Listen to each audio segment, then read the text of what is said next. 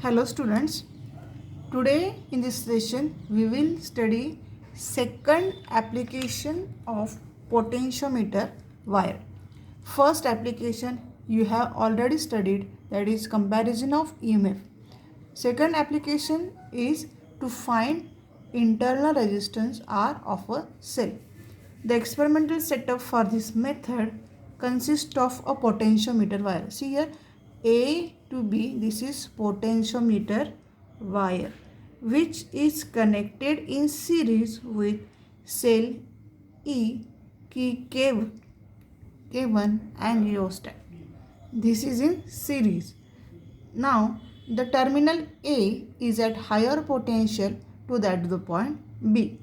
The cell E1, whose internal resistance is to be determined, is connected to the potentiometer wire through galvanometer G. Here we have connected galvanometer and here we have jockey. Now a resistance box R, here resistance box R is connected across the cell E1 and key through key K2. Here key is key K2. Now first of all we will do that. Let us keep K1 and K1 closed and K2 open. Now this circuit will consist of what? Cell E and cell E2. This okay. When we are doing that, key K1 is closed and K2 is open. Circuit will consist of cell E, cell E1 and potentiometer wire. Potentiometer wire. The null point is then obtained. How? The length L1, we will put jockey on this wire. At certain point we will get null point. That null length will be L1. So L1 will be length from point A to null point. Now we know that E1 is equal to KL1, where K is what? Potential gradient. Okay. Now next is what we have to do is, for next key K1 and K2 both we have to closed, so that circuit will consist of? Circuit will consist of cell E, cell E2, again potentiometer wire, galvanometer and jockey and resistance box.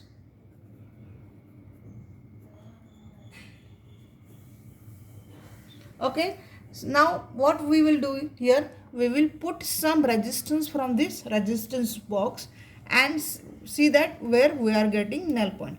Then at certain distance, that is length L2, we will get null point. So that length will L2 will be between null point and point A. So this length corresponding to voltage between null point and A. So we will write V is equal to K into L2. Now divide this equation with this equation, we are getting E upon V is equal to K L1 upon K L2. So E1 upon V is equal to L1 upon L2. Now let us consider this loop P, Q, S, T, P. By applying Kirchhoff's voltage law, we are getting E1 is equal to IR plus IR.